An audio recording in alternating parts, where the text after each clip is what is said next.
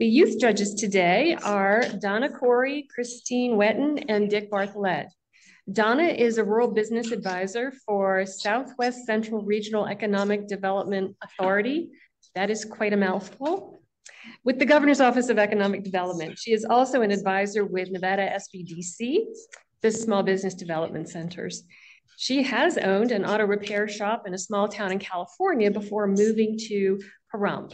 She works to help and encourage entrepreneurs in the rural and frontier towns in Nye and Esmeralda counties. Christine Wetton is the manager, talent acquisition and talent management for Nevada Gold Mines. She's part of the Human Resources Department, which is why Alan thought that she would be very interested in questioning Bobby Christie. She's an enthusiastic supporter of entrepreneurship efforts, especially by young people, and commented, "I admire these young presenters. It takes courage and maturity to get up and pitch your idea in front of strangers. And I have been so impressed over the years with the youth that we have that do come in and present. They're fearless, and you'll see that today." Dick Bartholet is currently the director of the Sontag Entrepreneurship Competition at the University of Nevada, Reno. It's a role he's held for 5 years. He was recently named the Regional Innovation Officer for the Nevada Lithium Batteries and Other EV Materials Loop Tech Hub. That was a very large award that was just presented to UNR maybe 3-4 weeks ago. Dick is an experienced entrepreneur, having been a founder in several startup businesses. So on the screen, I can see our judges. So thank you very much. All right, here are the judges, and this is the pitch order. So we're starting a couple of minutes late, but we've got Avery Safford first with Sassy Girl Soaps. Come on up. And then we'll hear from Shaylin Lytle. She is down in Alamo, so she'll be joining us and sharing virtually. Blair Back is here. He's going to present third. And then Melanie Beardall is in the room, and she has also brought samples of her baking sensations. So nobody should be leaving here hungry.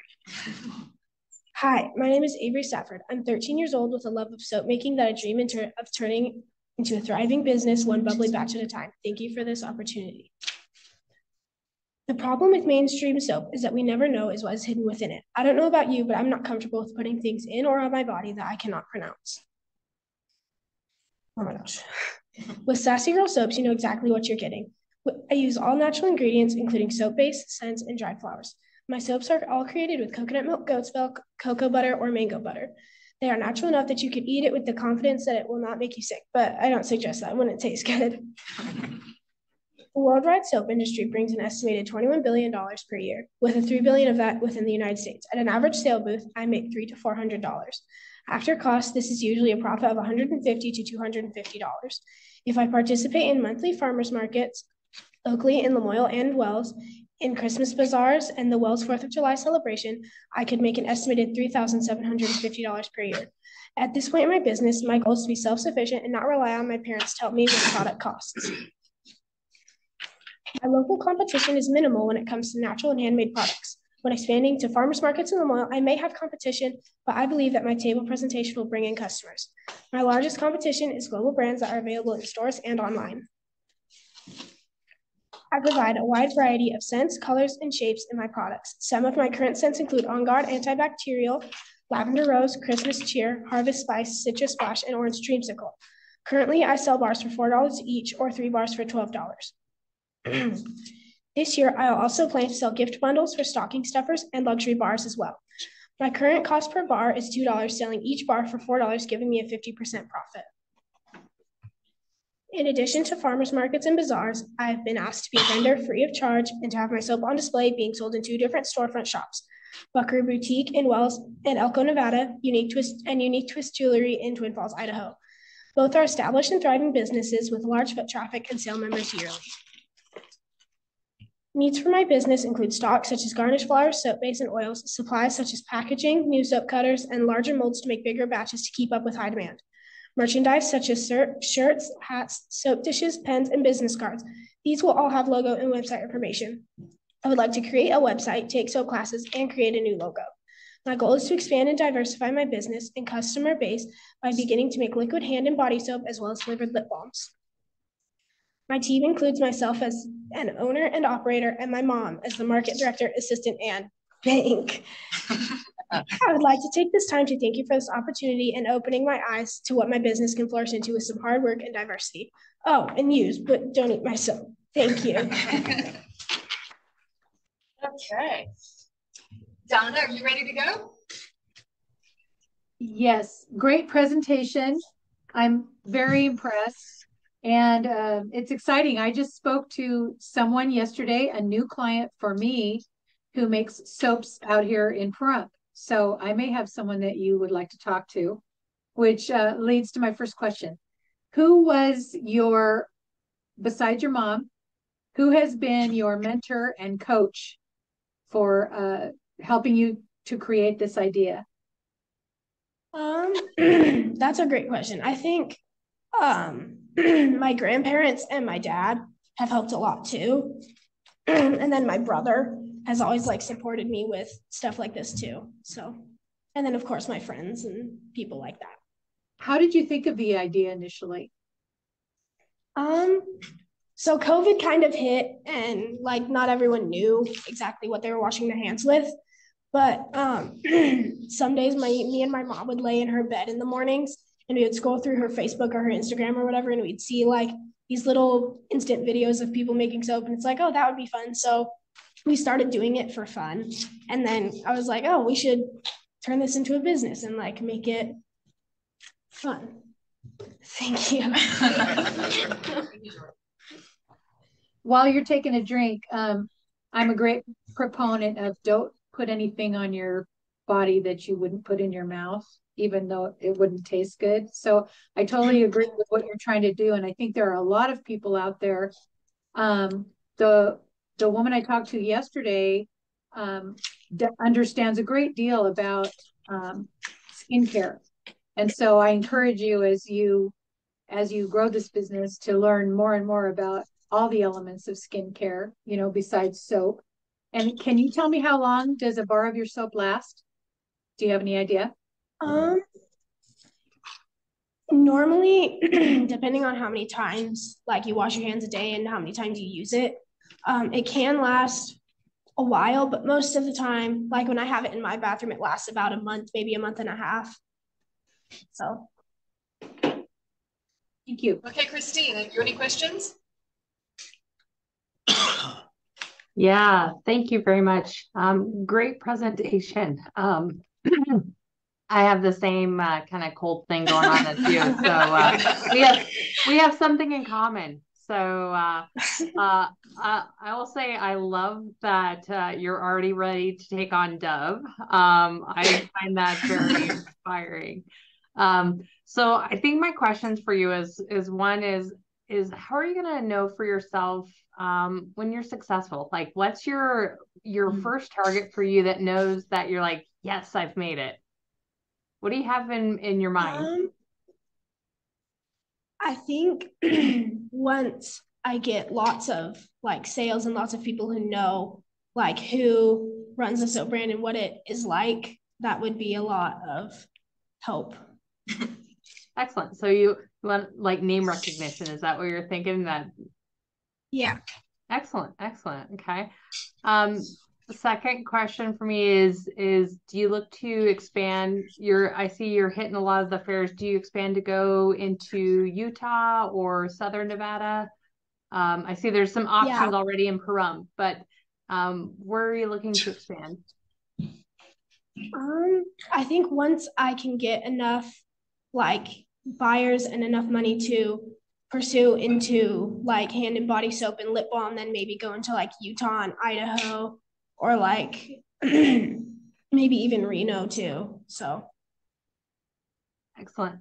Well, I think this is a great opportunity for you, and might even be good samples for like the high school rodeo teams or anything like that as they cruise through. So I think you've got a lot of opportunity. So I'm actually looking forward to finding it now. So I saw the list and I'll go pick up some for myself. Thank you, Christine. You're Dick, welcome. have you any questions? A combination of questions and some suggestions. When you established your selling price for $4, did you just try to pick a number that made sense because your cost was $2, or did you ever ask people how much would you expect to pay for soap of this quality? This is actually a really good question. Me and my mom calculated how much soap base was going into each soap, and then depending on the cost of the soap base that we bought, I would kind of go with that, and then I would ask some of my friends or my family if $4 was a good price for a bar of soap.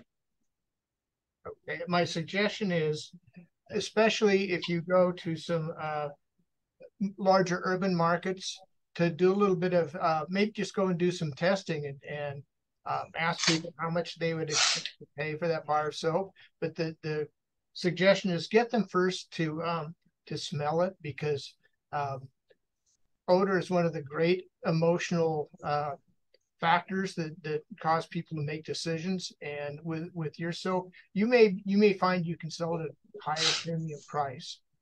So if you have time to do that kind of research, it'd be worth your while, especially if you're going to resell through channels, if you're going to resell through other stores, so that you can maintain your 50% margin when you sell it to the store, and then they can mark it up.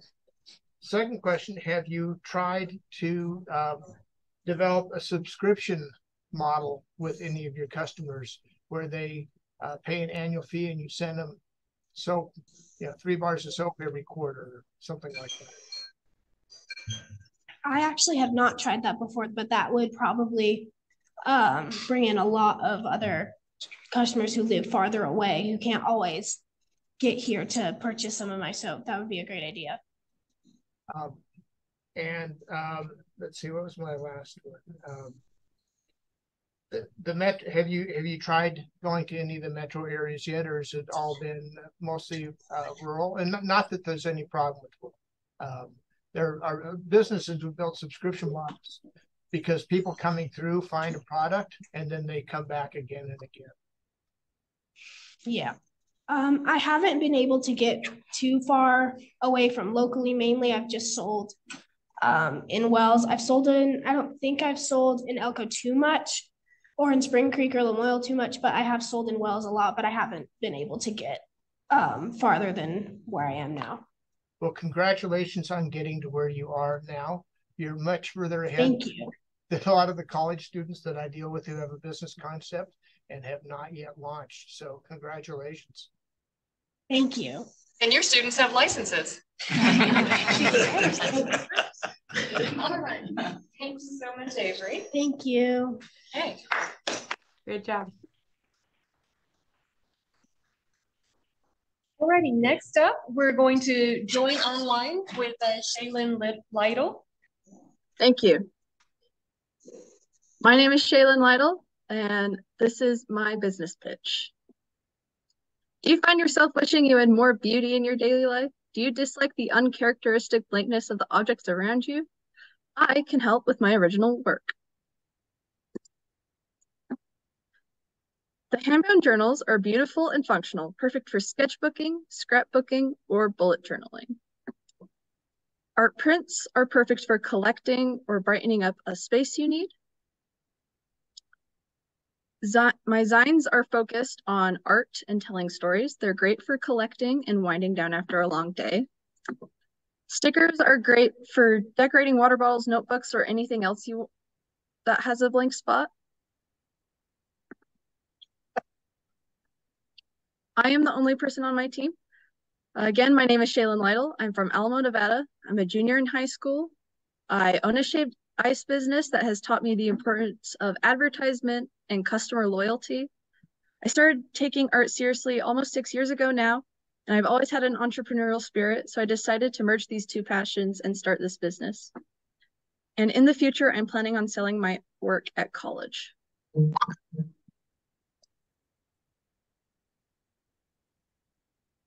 America is the #1 in the art industry, and Nevada has a third of that market. I've estimated that I could make $3,265 by the time I make it to college, with the combination of tables and an online business. So you love my product. How much does it cost?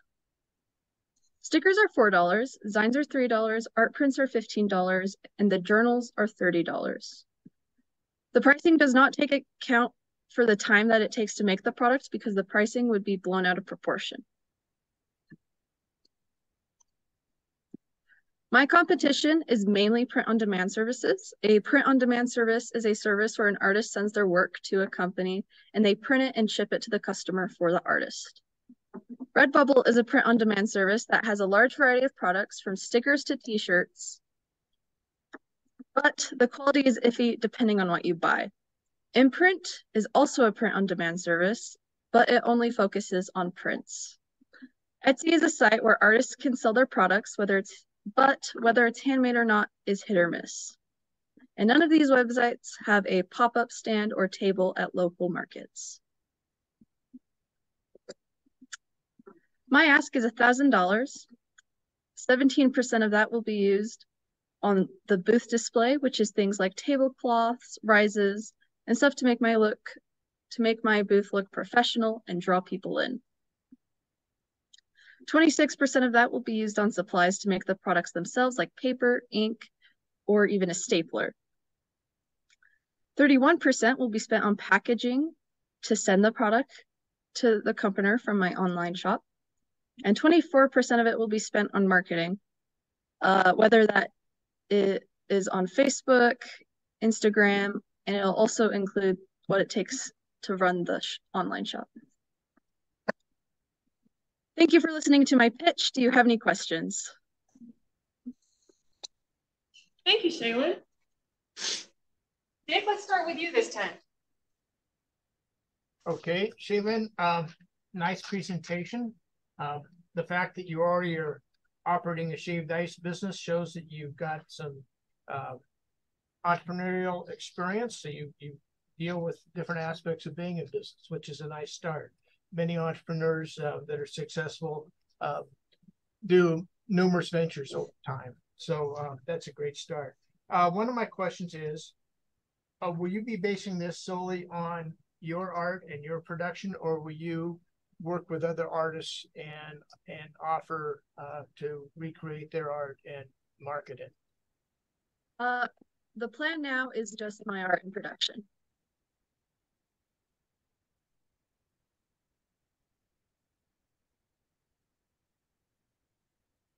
And will it just be direct to consumers, or will you work with other partners who would be perhaps reselling your artwork? Eventually, I would like to do wholesale orders. Shaylin, that got garbled. Can you answer that again? I would like to do wholesale orders, yes. Thank you. Dick? Why don't you move on and then circle back to me? Okay, in that case, Christine. All right. Well, thank you very much, Shaylin. That was, I am so impressed with your artwork. I have, if you could have a negative skill set in art, that would be mine. And so I am so impressed by your creativity, and just that you want to share it with others is impressive.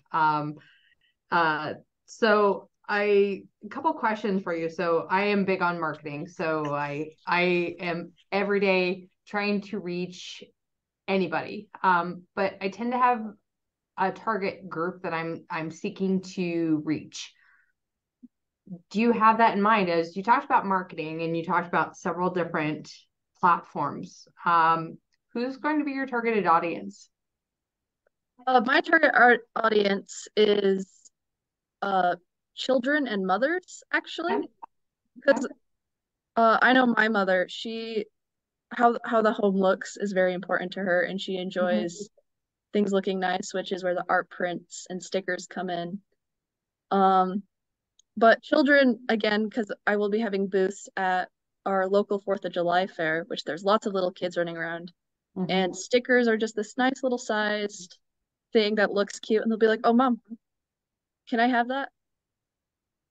And then the zines and the books, the journals, are for all audiences. Yep. No, I really I will say from what I've read, women are leading consumers, so I think that is a good audience to target. I will say the journal price kind of caught me as I am a constant consumer. How did you get to the price for the journals? So my journals are all hand bound. I make them Okay. from almost entirely scratch. Okay. They take at least 5 hours to make. Wow. Okay. Impressive. Impressive. I may not want to write in it. It's so nice. And then my other question for you. So I love that you have, I can tell, initiatives. So you've already have one business going, you're going to add another one. I know many people that have multiple businesses and they like to wear a lot of hats and they burn out. What's your plan to make sure that you don't burn out? Especially, I know you got youth on your side right now, but you still need to have fun. So how do you plan to manage it all? So actually the shaved ice business, I'm planning on lending down to my younger siblings Okay. because they've been watching me and they've been wanting to get into a similar thing. I have a sister who's starting a popcorn business for local sports. Um, and if I have time, I will be doing it, but I'm mainly focusing on this now. Okay. Did you purchase all the shaved ice equipment? Did you purchase that? I did not. Okay. I started this when I was in sixth grade. Okay. And my mother was like, you know what, Shay, you're always bugging me about a business. Let's do this. I was like, Okay. yes. Okay. Because I was going to say you could actually just hire your siblings, and so you're still the owner of the business, but you've outsourced the work. But your mother might not like that, so maybe tread lightly with that. Since you don't actually, you might still owe her for the equipment, but it might be worth a shot. So Yeah, we've had these conversations. yeah, okay. So you might have already gone down that path. So I don't want to cause any more problems for you. So see, that's how my brain works. But no, great presentation. I see that our other judges have questions, but I definitely love your drive, and I wish you well on your marketing. So thank you. Thank you. Thank you, Christine. Donna. First of all, I just love your artwork. It's Thank you. gorgeous, and I hope you continue in that direction. My first question is, what's a zine? I've never heard of it. A zine. So zine is short for magazine. The simplest way to describe them is self-published magazines. This one I have here is a comic I did about my cats and their relationship with each other.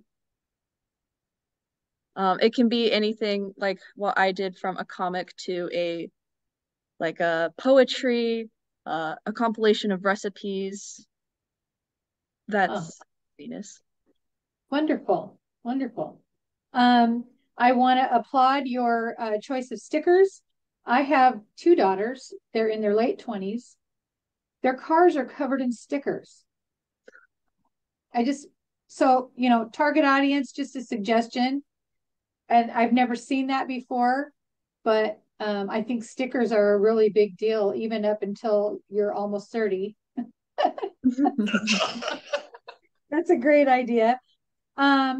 Christine sort of asked this questions, but how are you right now balancing your time for work and school and everything? What's your strategy for balancing your time?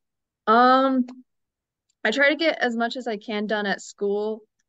And then when I get home, I'll do my own personal things, and then I'll usually do something like I'll bind a book, or I'll do a sticker design or something. So you're making it your relaxation also and trying to get your homework done before you get home? Yes. Yes, smart girl. What has been the advantage, or what is the best or greatest thing that you've learned through this experience with Launch Rural Nevada? I think it was the research part, because I've always been a kind of just throw myself into it and we'll see how it goes. But in the classes, it talked a lot about do your research, talk to people. And so it got me doing that, and I learned a lot. Do you have a favorite artist? And I also want to say that your pie chart, I love pie charts, and that you've thought ahead about how you're going to use the money. That's a very good thing. But who's your favorite artist? My favorite artist currently is an artist on Instagram, on YouTube called Cosmic Spectrum Art. I adore her artwork. I have her art book. Highly suggest checking her out. Wonderful. Thank you, Donna. Dick, did you have one more question? Yeah, I did. So Shaylin, I was going to ask you, have you thought about ways that you can scale up this business without it taking a whole bunch more of your individual time doing production, such as a lot of artists, in addition to their original paintings, for example, do limited edition reproductions that they can sell for a pretty good price. And that actually then escalates the value of the originals. Right now I am doing everything at home. I have my own printer that I've purchased that I'm making the stickers with, and I'll be making the art prints with. But probably I'll end up outsourcing if I get enough demand for it. Okay. One other thing that I would suggest you consider is if children and their mothers have high interest in what you're doing, you might even think about putting together kits where you provide certain materials and then they can be doing some creativity themselves. That's a great idea. Didn't think of that. And I don't have anything else. Thank you, Shaylin. Nice job, Shaylin. Thanks, Dick. Thank you. Yeah, very good job, Shaylin, on the pitch, and good questions. Thank you very much. And now it's time to move on to Blair Black. And it's Blair Black's Firewood. Come on down. Good afternoon, ladies and gentlemen. My name is Blair Black. I'm a student in the 8th grade at Battle Mountain Junior High. I'm here to pitch my business idea, Blair Black's Firewood Service.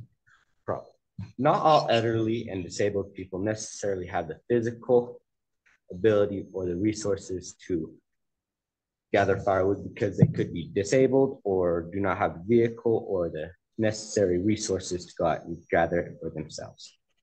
The solution: I will cut and deliver the firewood to their house for a discounted price because they could be on a fixed income. The delivery will be included with the price of firewood. I've also been cutting firewood for more than 5 years. I also have the resources available to me, such as a truck, a trailer, and a chainsaw to deliver it to them. My marketing will be through social media, word of mouth, newspapers, and flyers. My payment methods will be cash, card, PayPal, and if they are unable to pay right then and there, I will set up a payment plan. The payment plan will have to be in person.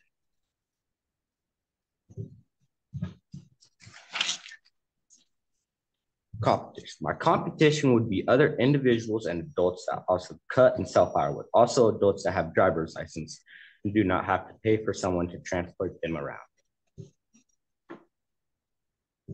The items I would need to start and grow my business would be a new chain for my chainsaw, firewood permits, a spare bar for my chainsaw, a chainsaw, fuel mix, files, a spare spark plug, and a spare chainsaw, and also gas.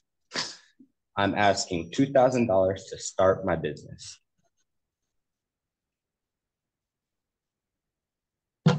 Is that it? Yes. What would you spend your $2,000 on? To get a new chainsaw and new tires and diesel for my vehicles and stuff. Okay. Thank you. Judges, are you ready for some questions? Sure. Go ahead, Dick. So Blair, what is your source of the firewood? Where do you go to cut it? So the firewood would be sourced from open cut areas. So you would not necessarily need a firewood permit to go out and cut it. You would just need a chainsaw, a truck, and a trailer. And how far do you have to travel to get to those open cut areas typically? So the one that I'm currently cutting at is about an hour away from where I currently live. All right. Question: talked with anyone, for example, at BLM or any of the officials in Nevada that manage wildlands relative to removal of incursive species? So there are some types of trees that they actually pay people to get rid of. So you might double up your revenue.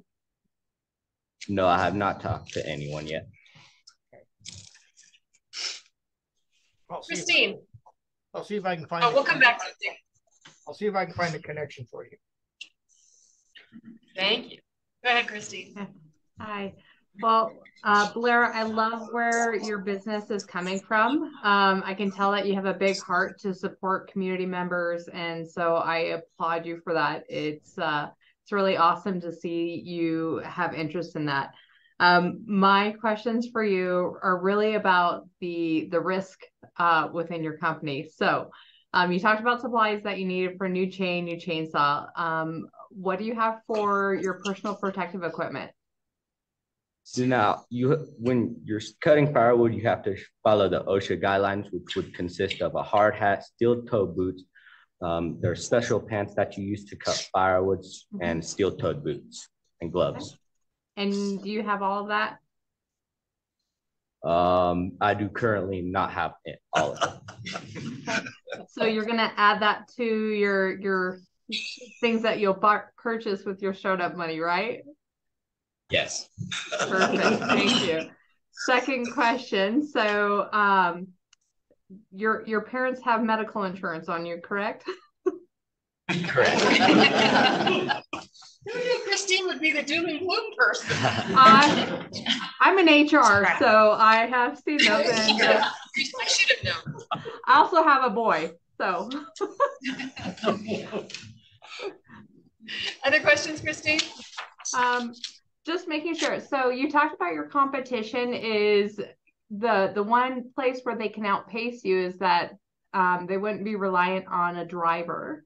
Do you have a plan in place where you could have multiple drivers, or what does that look like to make sure that you stay competitive? So currently I get drove around by my mom, but the future plans is to have multiple people and to drive me around when I need to. Excellent, excellent. Well, I do applaud your project, and I think it's wonderful. As always, I would always encourage, since you have a business, make sure that you are covered with both PPE and insurance. So, but I think it's wonderful, Blair. Thank you. Donna. Hi, Blair. Wonderful idea, because I have some gigantic salt cedars in my yard. I have called every landscape company in my area. I have not even gotten a phone call back. So this is a great idea that could definitely be expanded, especially if now I know that you go out into open areas to cut wood, but people also need that in their yards, which leads me to Christine has asked the question in one way, but one of the reasons there are other people out there who can cut wood, but I worry so much about my homeowner's insurance or if they're covered, or so have you considered, or has anybody brought up the idea to you about insurance? Yes, I have considered insurance and all that stuff. Okay, very good. How did you hear about this program, Launch Rural Nevada? The secretary at my school told me about it. Okay. Do you, and I'm going to ask again, how are you balancing your time with, that's a pretty time intensive project to go out and cut wood and load it and deliver it and everything. How are you balancing your time with schoolwork, and how is that all working out for you? It's working out pretty good, other than I have to take time off of work to go out and cut the firewood. You mean time off of the work of your business, or do you have another job? I have another job. What do you do? I farm out at the Dean Ranch. Very good. Good. I applaud you, all your efforts and all your work, and that you're thinking about the future and what you're going to do. Thank you. All right, Dick, did you have one more question or are you good? I think I'm good. Okay, thank you, judges, and thank you, Blair, for coming and teaching. Appreciate it.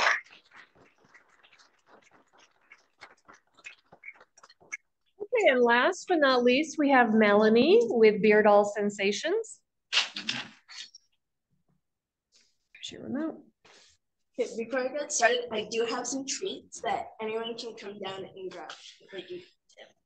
Yeah, step back because we'll pick up you more on the microphone. Go ahead.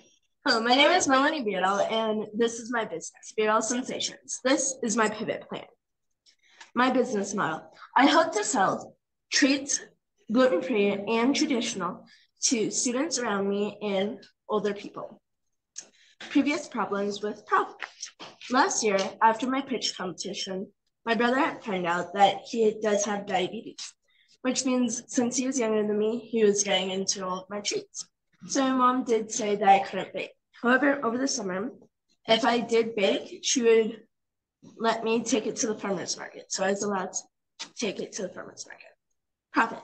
Over the summer, I did go to the farmer's market twice a week for 2 months. And I made around $300 over the summer. Starting the school year, I did make $240. As when it went down, I had to start focusing on studies and a lot of my sports. Expansion possibilities. There are bazaars coming up in Wells, Nevada, and there are several other bazaars that I'm hoping to go to. Since I am no longer gluten-free, we found out over the summer, I will start baking gluten treats such as cinnamon rolls. I will also try to go to more business fairs. Last year I did go to one and I made $75. Profit in the business of treats. In the US alone, we have $99.47 billion in treats. In Nevada, we have $1.9 billion. And I hope to make at least per year, $500 net profit. My pivot plan. Reasons for pivoting. It does get a lot more profit because gluten treats are a lot cheaper to make because gluten-free options are a lot more expensive because they are harder to make. There is a wider variety because it is a lot easier to make and there are a lot more options. And I will get a higher rating with all of my friends and teachers. Benefits of pivoting. It increases my profit and it increases my customers as only friends who knew me well bought from me. And there's an increase in products as there are more traditional treats. The profit gain, customers.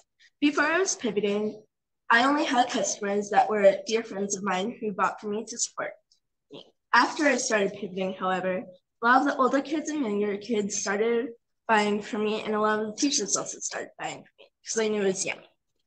Target market age. After I started pivoting, a lot more teenagers and teachers bought from me because they knew that my treats were delicious. Not just because they were gluten-free, but because they were very delicious and traditional treats. Future possibilities. There are many more bazaars to go to. I have been researching, and so has my mom, my marketing manager, that there are bazaars in Spring Creek and Elko that I would like to go to.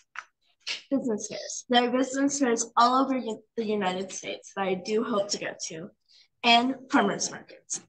I do go to my local farmers market and sell there. However, there are a lot bigger farmers markets that I would like to go to and sell there. Why you should invest in my business. Competition. My business has a wide variety of gluten-free and traditional treats. It is also very affordable compared to other businesses. I am a small business and I am locally owned. Dunkin', it is affordable, however, it does not have a wide variety. And Julie's Table, it is a gluten-free small business that does sell at Smith's and Walmart, and it does have a wide variety, however, it is not affordable. Farmers Market, it does have a wide variety of vegetables and is a small business and locally owned, however, it does not have those gluten-free treats. How I would use your investment. Presentation. I need to get more presentation to be more professional. I would like to get more ingredients and kitchen utensils. There is a cost for entry to business fairs and bazaars, and I would like to use some of this towards my college education. My delicious treats. I have cinnamon rolls, fudge, cookies, and truffles. My team. My sister, Sam Beardall, is my bakery assistant and my mentor. My mom, Clyn Beardall, is my marketing manager, and she helps me bake as well. My dad, Michael Beardall, is my project manager. He helps me set up at these bazaars and business fairs. I couldn't do it without them. Beardall Sensations, the best bakery choice. Here's my contact information and my logo. Excellent job. Thank you.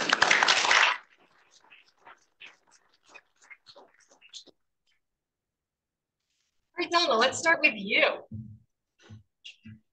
Okay. My first question is a great presentation, by the way. Very impressed. How old are you?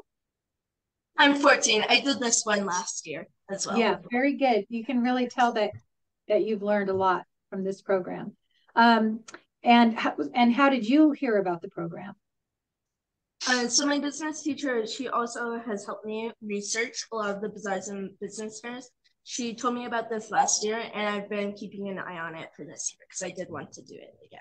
Wonderful. So it sounds like we're getting a lot of traction in the schools for this program. Yes.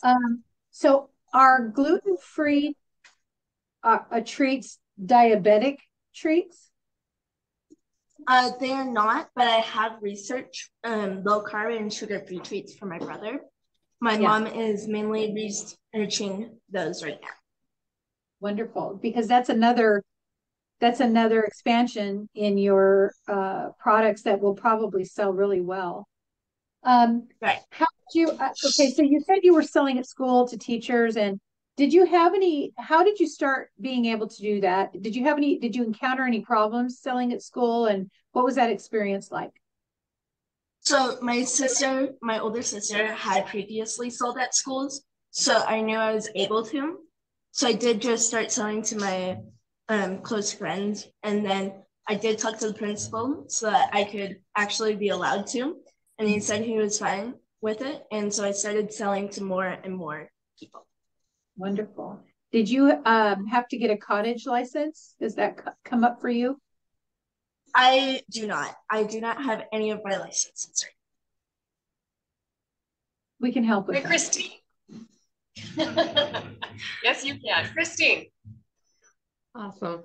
Well, I love your project plan, and I love that you're actually ready to go and dominate the market. So I love that you didn't, limit yourself to one area. You're ready to take on multiple areas and targeted audiences. So I love your initiative. Questions that I have for you. So you talked about a marketing plan, and there was a lot of plans in that. So do you actually have it documented, or do you have it planned out to where you're able to attack those different events that you mentioned? So my mom and my business teacher both have helped me with this. I have been researching and looking up Facebook pages and all sorts of stuff and documenting when it is and where it is that I can possibly go to. There's actually a current bazaar that will be going on in a few weeks in Wells that I hope to join. Excellent. As someone who travels to many different events to reach all different types of markets, I highly encourage to get a nice good log that both your marketing manager, who's your mom, and your business teacher who are helping you have the event, the location, the date, the time. Did you register? Yes or no? Kind of put all that together in one log and make sure that way you don't double book yourself or forget to register, all those things that happen, right? So, and that way you don't also, forget to go, right? So those are all important. The other one I saw is that you have quite a team working for you. What is the labor cost for your team? So I currently do not pay my team. They mainly help me because they're my family and they want to support me. But as my dad actually, because I wasn't planning on actually putting him on the slides, and it was last minute, and he's like, "So what's my pay?" I do not have a pay for them, but when I am bigger, I do hope to pay my employees. Okay, perfect. So I suggest you might want to get that in a contract, because if you do become highly successful, actually not if, when you become highly successful, they may come back for for past wages. So I'd encourage that. Or maybe there's profit sharing so that everyone is still invested. So those would be, I have siblings as well. So it may be advantageous to and keep them involved with some profit sharing in the future. Okay. Thank you, Christine. You're welcome. Dick. So I'm guessing, and maybe you can address this, that because you're going to school, that some of your events that you go and sell to are based on your availability around your school schedule, and time off during summer and spring breaks, etc. Is that the case? Yes, it is. So I'm not able to bake as much when school is going on, so I can keep an eye on my grades and keep an eye on my sports. However, during the summer, I do try to go to farmers markets and all of the bazaars and business fairs as much as possible to make my profit go up. Okay. So that limits what you may want to do in terms of marketing, because you don't want to probably create a lot of demand that would conflict with your school and sports schedules. Is that correct? Yes, that is. If you get to the point where you can have someone else doing some of the production for you as employees, then again, you might consider a subscription model, so that you've got certain volume of cookies or whatever your other bakery products that you can plan on ahead of time. But again, since you're doing the production, that may be a challenge at this stage. So with that, my mom has actually, and I have we've both thought of, we're trying to start doing events in business and birthdays so that we can sell more and work around their schedule and hours, because she is also a teacher. Nice. So one last question I have, and that is, do you do any kind of like informal customer research? And by that, do you ever ask your customers what is the most important reason that they're buying from you? Yes, that is actually the main thing that I do at school. Is I ask all of my friends, "Why do you buy from me?" There's Roy's right across the street, or I ask, "What's a reasonable price you would buy all of my treats from?" Because they always yell at me when I sell my cinnamon rolls for like $2. They're big. And what is the main reason? What is the highest top priority reason that your customers buy from you? The highest reason is because they are my friends, but also my treats are very, very delicious. I do take samples to school with me, and they are allowed to try those before I sell them. And they always say, "These are delicious. I'm buying these right away." Nice. That's a good reason. That's really supports your business. Nicely done. All right, thank you. Good job. Thank you. And thank you to the judges. The judges are going to I don't want to take anything home. You better be hungry.